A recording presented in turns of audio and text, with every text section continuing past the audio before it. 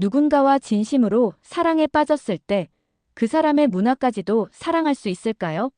사람들은 사랑엔 국경이 없다고 말하지만 사실 서로 다른 가치관 속에서 관계를 이어가는 일은 결코 쉽지 않다고 합니다. 이 이야기는 런던에서 체계와 여유를 중시하며 살아온 한 여성이 한국에서 온 한 남성을 만나며 겪게 된 놀라운 변화의 여정입니다. 처음엔 한국의 빠른 속도와 낯선 분위기에 당황했다고 하는데요. 하지만 직접 한국을 경험한 뒤 그녀는 영국에서의 익숙한 일상보다 한국의 따뜻하고 효율적인 삶을 선택하게 되었습니다. 영국 여성의 마음을 사로잡은 한국의 진정한 매력은 대체 무엇일까요? 안녕하세요.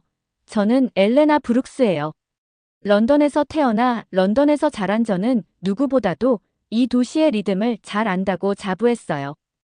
아침 지하철의 사람들, 회의 시간. 앞두고 붐비는 엘리베이터, 점심시간이 되면 조용히 줄을 서는 샐러드 바의 정적까지. 이 느긋하면서도 묘하게 질서 있는 흐름이 저에겐 너무 자연스러웠습니다. 그리고 저는 그 안에서 누구보다 빠르게 움직이며 30대 초반의 팀장이 되었어요. 운이 좋았다고들 하지만 저는 그렇게 생각하지 않았습니다. 언제나 정시에 출근했고 문서 하나에도 3번 이상 교차 검토를 했으며 팀원들의 회의 자료는 직접 손으로 확인했어요. 그렇게 1년 또 1년을 버티다 보니 어느새 중간 간부가 되었고 팀원 11명을 거느린 팀장이 되었어요. 그날도 다른 날과 다를 것 없었습니다. 회의실 유리창 너머로 인사팀 담당자가 신입을 데려오는 모습이 보였어요. 외모로 봐선 20대 후반 정도로 보였고 말쑥한 정장에 짧게 정돈된 머리, 검은색 태블릿을 끼고 있는 모습에서 왠지 낯선 단정함이 느껴졌습니다. 그가 한국에서 왔다는 이야기는 며칠 전 메일로 이미 알고 있었어요. 이도현, 서울대학교 경영학과 졸업, 한국 대기업 마케팅 부서 출신. 이력은 화려했지만 솔직히 말해 기대보다는 걱정이 앞섰습니다. 낯선 문화에서 얼마나 잘 적응할 수 있을지, 우리 팀에 융화될 수 있을지 확신이 없었거든요. 첫날은 무던히 넘어갔습니다. 자리에 앉은 그는 묵묵히 서류를 정리했고 점심시간에도 누군가에게 말을 걸기보다는 자신의 노트북을 들여다보며 간단히 샌드위치를 먹고 있었어요. 저는 그저 조용한 친구구나 생각하며 신입으로서의 적응 기간이 필요하겠다고 넘겼습니다. 하지만 사건은 생각보다 빨리 찾아왔습니다. 저는 그에게 작은 자료 조사를 부탁했어요. 새롭게 추진하는 클라이언트 전략 보고서였고 이틀 후에 초안만 받아도 충분한 업무였어요. 심지어 저는 여유 있게 사흘 후에 제출하라고 말했거든요. 그런데 이도현 씨는 다음 날 아침 회의 시작 10분 전에 제 책상 위에 깔끔하게 제본된 보고서를 조용히 놓고 갔습니다. 저는 처음에 그게 뭔지도 몰랐어요. 표지에는 날짜와 문구가 인쇄되어 있었고 안을 열어보자 단순한 요약이 아니라 정량적 분석, 경쟁사 비교, 트렌드 예측까지 포함된 완성된 보고서가 들어있었습니다. 그 순간 멍하니 앉아 있었어요. 놀랐다고밖에 표현할 수 없습니다. 하지만 놀란 건 저뿐만이 아니었어요. 보고서가 회의에서 칭찬을 받고 돌아간 뒤 팀 분위기는 서서히 변하기 시작했습니다. 마감이 이틀 남은 자료를 오늘 안에 제출하겠다고 말하는 사람이 생겼고 매일 회신 속도나 퇴근 전 마무리 보고가 갑자기 늘어났습니다. 평소 6시에 일어났던 사무실의 불빛이 어느 순간 7시까지 꺼지지 않았습니다. 처음엔 팀 전체에 자극이 되었다고 좋게 생각했어요. 하지만 점점 누군가의 속도에 다른 모두가 끌려가는 구조로 변해버렸습니다. 사람들 사이엔 보이지 않는 긴장이 퍼지기 시작했어요. 사람들은 겉으로 웃고 있었지만 그 속은 점점 예민해지고 있었어요.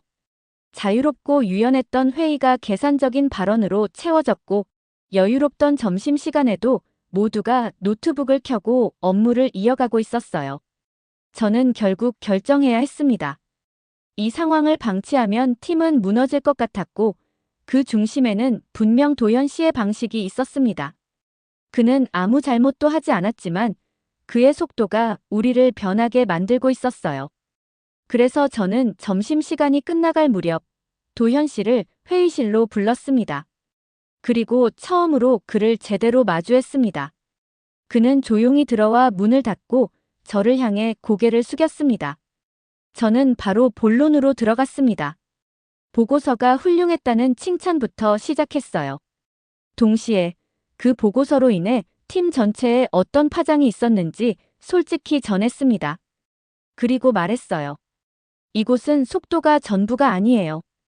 때론 기다림과 여유가 성과보다 더 중요합니다. 라고요. 그는 놀라울 정도로 차분하게 제 말을 받아들였어요. 순간 제가 더 당황했을 정도였어요. 대부분의 신입들은 변명하거나 억울해하는 표정을 짓기 마련인데 그는 고개를 끄덕이며 조용히 말했습니다. 팀장님, 영국에서는 이렇게 일하는 게 더 자연스럽다는 걸 미처 몰랐습니다. 앞으로는 배워가며 맞추겠습니다. 라는 그의 말은 아주 진심이 느껴졌습니다. 그 순간 저는 뭔가 낯설고도 묘한 감정을 느꼈습니다. 이방인이라는 이유로 방어적으로 나설 줄 알았던 사람이 스스로를 낮추고 새로운 문화를 배울 준비가 되어 있었기 때문이에요.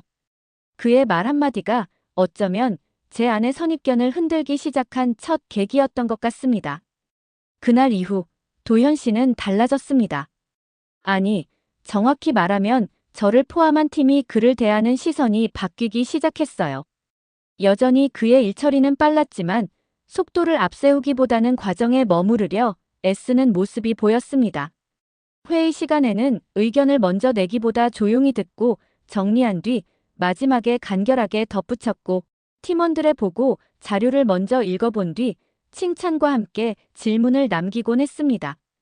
그가 팀에 던진 파문은 결국 더 나은 방향으로 흐르기 시작했어요.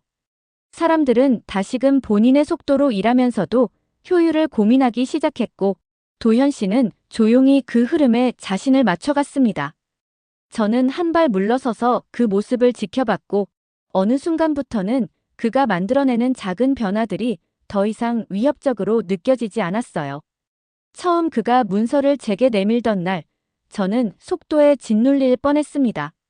하지만 시간이 지나면서 그 속도 뒤에 숨겨진 성실함과 배려를 보게 되었고, 저 역시 제 고정관념을 돌아보게 되었습니다.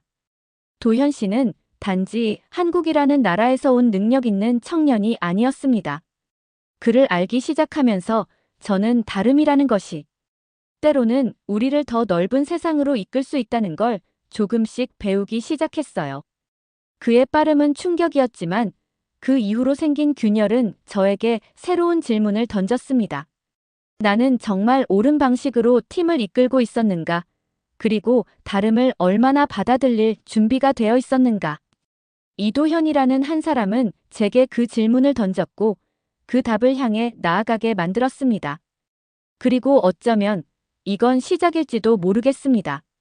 단순한 문화 충돌이 아니라 새로운 문화에 대한 이해와 조율.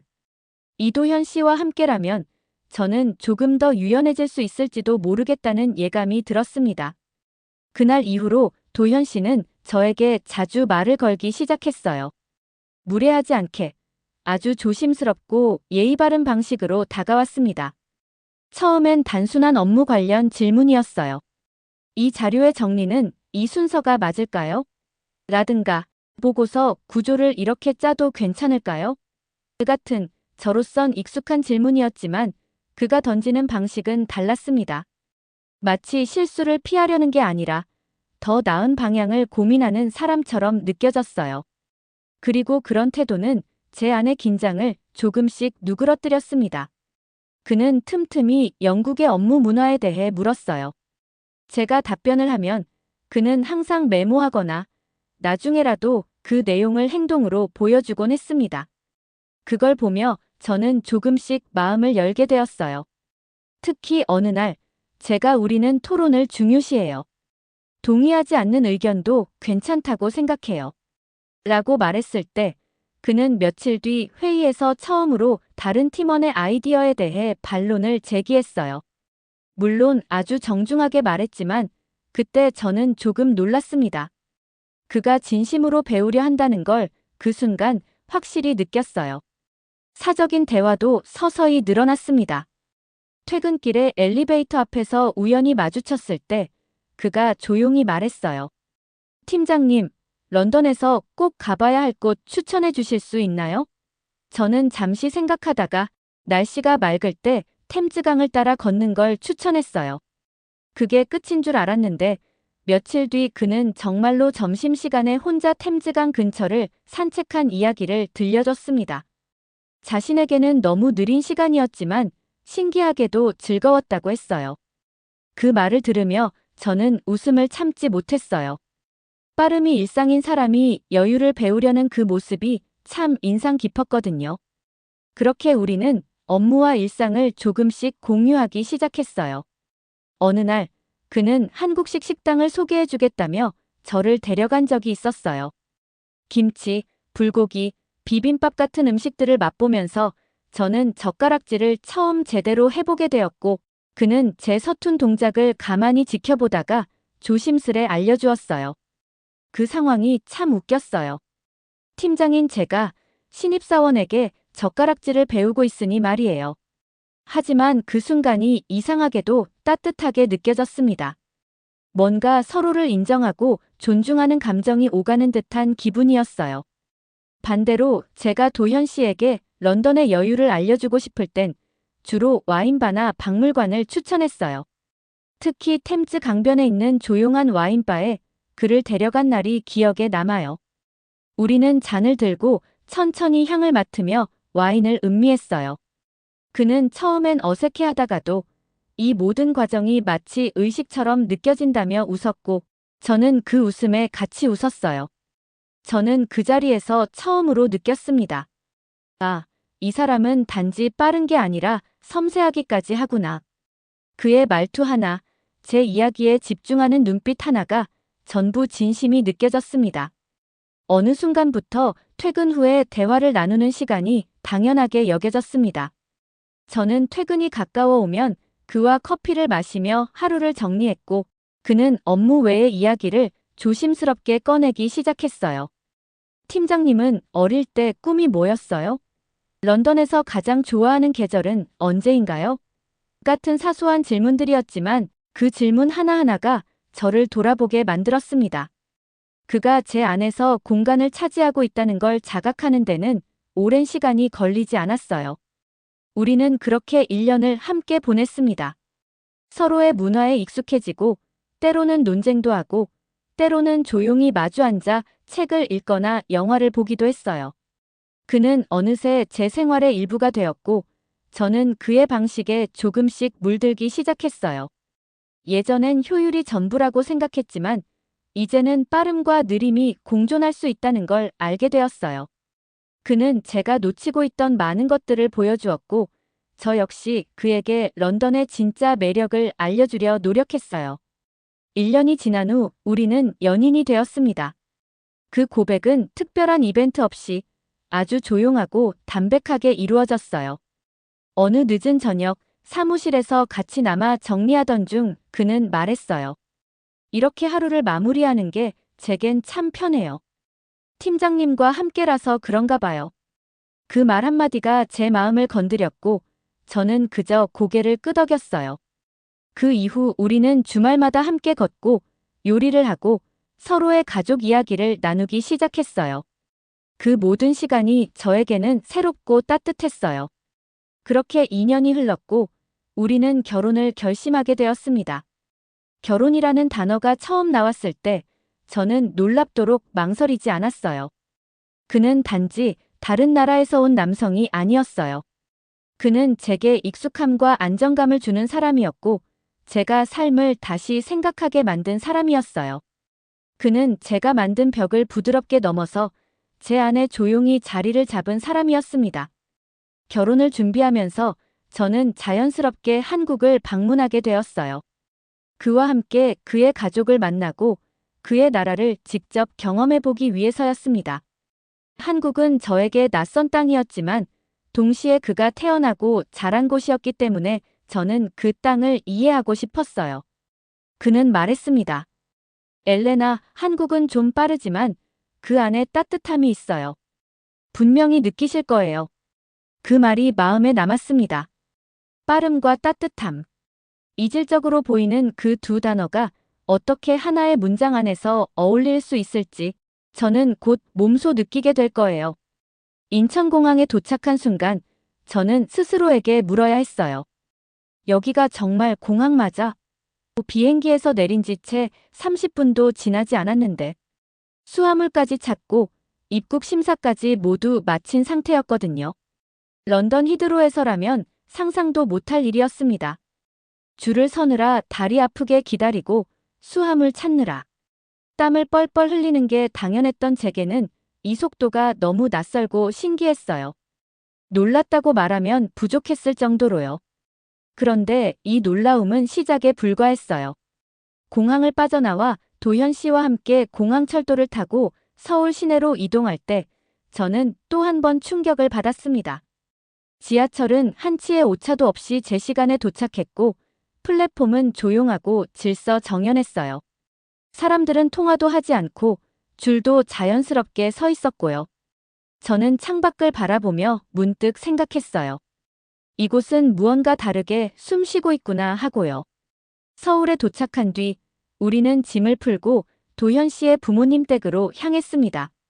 저는 긴장된 마음으로 꽃다발과 작은 선물을 준비했어요. 솔직히 말해 전통적인 영국 가정과는 많이 다를 것 같다는 생각에 약간의 두려움도 있었습니다. 그런데 현관문이 열리는 순간 저는 그 두려움을 내려놓게 되었어요. 도현 씨의 부모님은 저를 보자마자 환한 미소로 맞아주셨고 서툰 영어로 엘레나, 웰컴 투 코리아라고 인사하셨어요. 그 짧고 어색한 인사에 저는 울컥했어요. 누군가를 위해 언어를 배우고 연습한다는 건 쉬운 일이 아니니까요. 거실에 들어서자 테이블에는 이미 한 상이 가득 차려져 있었습니다. 비빔밥, 잡채, 불고기, 그리고 갖가지 반찬들이 정성스럽게 놓여 있었고 그 모습에 저는 감탄을 금치 못했어요. 그저 식사가 아니라 환영의 마음이 담긴 자리라는 걸 바로 느낄 수 있었어요. 도현 씨의 어머니는 저를 향해 웃으며 손짓하셨고 직접 제 접시에 반찬을 덜어주셨어요. 저는 익숙하지 않은 젓가락질에 조금 당황했지만 그 어색함마저 따뜻하게 느껴졌습니다. 식사 도중 도현 씨의 아버지가 조심스럽게 질문을 하셨어요. 영국 요리는 많이 달라요? 저는 웃으며 대답했어요. 네, 많이 달라요. 이렇게 다양한 반찬을 한 번에 먹는 건 처음이에요. 그러자 그의 어머니는 크게 웃으며 그래서 우리 도현이가 영국 가서 반찬 없다고 힘들어했구나라고 하셨습니다. 모두가 웃는 그 분위기 속에서 저는 어느새 긴장을 놓고 있었어요. 이 가족은 저를 하나의 외국인으로 보지 않고 가족의 일원처럼 대하려고 애쓰고 있었어요. 다음 날 도현 씨는 저를 자신의 단골 식당으로 데려갔습니다. 조용한 주택가 골목에 있는 아주 작은 식당이었고 벽에는 오래된 손님들의 사진과 메모들이 가득 붙어 있었어요. 문을 열자마자 주방에서 일하시던 중년의 여성이 반갑게 도현 씨를 부르셨어요. 어머, 도현이 왔네. 이분이 그 영국 아가씨지. 저는 깜짝 놀라며 인사를 했고 그분은 웃으며 손짓으로 저를 안내해 주셨어요. 식당의 따뜻한 공기와 사람들의 미소, 그리고 작은 공간에서 풍겨나오는 정성이 너무나 인상 깊었어요. 음식이 나오기까지는 얼마 걸리지 않았고 상 위에는 순두부찌개, 잡채, 김치전 같은 다양한 메뉴들이 올라왔습니다. 저는 하나하나 조심스럽게 맛봤어요. 맵고 짭짤한 맛이 처음엔 낯설었지만 점점 입에 익숙해지면서 그 깊은 풍미가 마음까지 채우는 느낌이었어요. 그 식당 아주머니는 식사가 끝날 즈음 저를 보며 이렇게 말했어요. 도현이가 참 좋은 사람인데 이렇게 멀리서 온 사람을 데려온 거 보면 엘레나 씨도 좋은 사람이겠지. 그 말이 그렇게 뭉클할 줄 몰랐어요. 식당을 나서며 저는 도현 씨에게 말했어요. 여기 사람들 정말 따뜻하네요. 그는 웃으며 고개를 끄덕였고 말없이 제 손을 가볍게 잡아주었어요. 그 순간 저는 느꼈어요. 낯선 이 도시가 이제는 그렇게 낯설지만은 않다는 걸요. 그날 저녁 도현 씨는 혼인신고 관련 서류를 준비하자며 구청에 들르자고 했습니다. 국제 결혼이었기에 영국이었다면 며칠 이상 걸릴 일이기에 저는 마음의 준비를 단단히 하고 갔어요. 그런데 놀랍게도 그 모든 절차는 1시간 안에 끝났습니다. 필요한 서류를 안내받았지만 이미 도현 씨가 준비를 해둔 모양이었습니다. 몇 장의 서명을 하고 마지막 확인을 마치고 나니 모든 게 정리되어 있었어요. 담당 공무원은 친절하고 말투는 정확했으며 저를 배려하려는 표정이 분명 느껴졌습니다. 저는 어안이 벙벙해서 도현 씨에게 물었어요. 이렇게 빨리 끝나는 게 보통이에요? 그는 웃으며 대답했어요. 여기선 시간 낭비가 실례라고 생각하거든요. 그 말을 들으며 저는 묘한 감정을 느꼈어요. 빠름이 부담이 아닌 배려로 다가온다는 건 참 특별한 일이잖아요. 공항에서부터 시작된 이 빠른 질서는 이제 제게 익숙함보다는 신뢰로 느껴졌어요. 그리고 그 속에서 드러나는 따뜻한 마음, 즉 정이라는 감정은 말로 설명하기 어려운 울림을 주었습니다. 며칠 동안 저는 도현 씨의 가족, 친구들, 그리고 그의 일상 속 사람들과 만나며 한국이라는 나라를 피부로 느꼈어요. 카페에서는 주문한 음료가 금세 나왔고 택시는 부르면 정확히 도착했으며 거리는 비교적 깨끗하고 안전했어요. 처음엔 그 모든 게 효율적이다라는 생각으로만 다가왔지만 시간이 흐를수록 그 효율 뒤에 있는 사람들의 의식과 정성이 보이기 시작했어요. 편리함은 시스템만으로 이루어지지 않는다는 걸 알게 되었어요. 그리고 무엇보다도 제가 진심으로 감동한 건 이 나라 사람들이 환대를 당연하게 여긴다는 점이었어요. 식사 자리에서 나눈 작은 대화, 상점 주인의 미소, 식당. 아주머니의 밥 한 공기 속에는 단순한 서비스 이상의 의미가 있었어요. 이곳의 따뜻함은 계산되지 않은 정말 진심 어린 것이었어요. 그렇게 한국에서의 시간은 제게 충격과 감동이 반복되는 나날이었습니다. 빠름에 대한 편견이 사라지고 효율 속에서 따뜻함을 느끼게 되었으며 낯선 땅에서 익숙함을 찾기 시작한 순간이기도 했습니다. 한국이라는 나라가 단지 도현 씨의 고향이 아닌 제가 사랑할 수 있는 장소가 되어가고 있었어요. 그리고 저는 아주 자연스럽게 그날 밤 스스로에게 묻게 되었어요. 이곳에서의 삶도 가능하지 않을까 하고요. 영국으로 돌아온 뒤 저는 다시 현실과 마주하게 되었습니다. 런던의 느린 행정과 무심한 일상이 예전처럼 편안하게 느껴지지 않았어요. 한국에서 체험했던 따뜻한 효율과 정이 제 마음속 깊이 새겨졌습니다. 저는 도현 씨와 함께 결혼 준비와 직장 문제를 조율하면서도 어느새 한국의 생활이 그리워지기 시작했습니다. 이런 감정은 처음에는 어렴풋했지만 시간이 지나면서 점점 뚜렷해졌습니다. 매일 아침 회사로 출근하면서 저는 서류 더미와 느릿느릿 움직이는 행정 절차를 보며 한숨을 내쉬었습니다. 런던의 차가운 거리와 무표정한 사람들을 마주할 때마다 한국에서 경험했던 빠르면서도 따뜻한 서비스가 생각났습니다. 공항에서부터 시작된 그 놀라운 효율성과 도현 씨의 가족이 보여준 따뜻한 환대가 제게 커다란 위로를 주었습니다. 저는 이런 복잡한 현실 속에서도 그 기억이 제 가슴 한켠에 자리 잡고 있다는 것을 느꼈습니다. 회사의 여러 업무를 처리할 때도 영국 특유의 느린 진행은 제게 부담으로 다가왔습니다. 정해진 시간 안에 모든 것을 끝내지 못하면 당연히 스트레스가 쌓였고 동료들 역시 무심하게 움직이는 모습을 보며 저는 점점 더 회의감을 느꼈습니다. 이런 와중에 도현 씨와 함께 보냈던 한국의 생생한 기억들은 한 줄기 빛처럼 제 머릿속을 스쳐 지나갔습니다. 점심시간에 맛있게 식사를 하며 나눈 따뜻한 대화들, 카페에서 빠르게 준비된 음료와 미소 지으며 건네준 배려가 그대로 제 심장을 두드렸습니다. 결혼 준비로 바쁜 와중에도 저는 매일 저녁 도현 씨와 조용히 이야기를 나누곤 했습니다. 어느 날은 회사 일 때문에 늦게까지 남아있는 우리에게 도현 씨가 조심스레 말을 건넸습니다. 엘레나, 혹시 한국에서 다시 시작하는 건 어떠세요? 그 한마디는 평소 같으면 도저히 상상할 수 없는 제안을 담고 있었고, 저는 깊은 생각에 잠겼습니다. 그런 그의 제안에 저는 처음에는 당황했지만, 곧 제 마음 한 구석에서 그리움이 떠올랐습니다. 저는 조심스럽게 고개를 끄덕이며 생각했습니다. 정말 한국에서 느꼈던 따뜻함과 효율이 지금의 제게 큰 위안이 되었다는 사실을요. 영국에서의 일상은 분명 안정적이고 체계적이었지만 그 속에는 냉정함과 무관심이 자리 잡고 있었습니다. 회사 내외의 서류 처리와 무표정한 얼굴들, 그리고 복잡하고 느린 행정 절차는 저에게 늘 어딘가 답답한 느낌을 줬습니다. 반면 한국에서는 효율이 단순한 속도에 그치지 않고 사람들의 따뜻함과 배려로 완성된다는 사실을 몸소 느꼈습니다.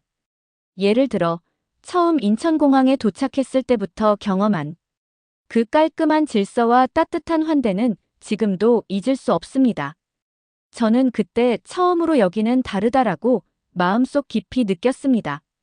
또한 도현 씨의 가족을 만나고 난 후 저는 한국의 정서와 공동체 정신에 매료되었습니다.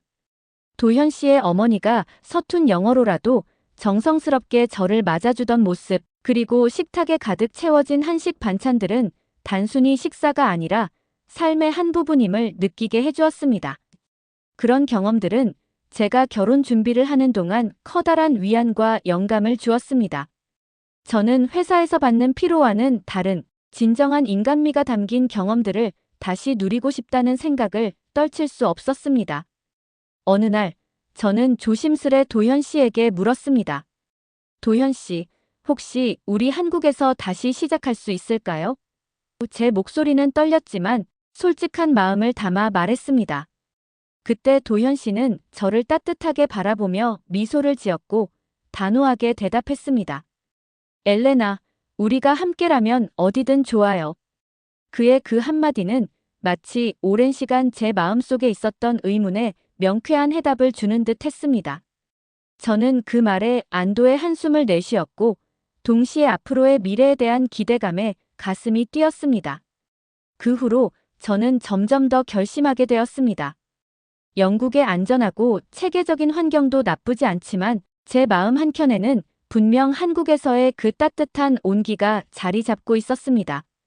도현 씨와 함께 한국에서 경험했던 모든 순간들이 이제 제 삶의 전환점이 되어가고 있음을 실감했습니다.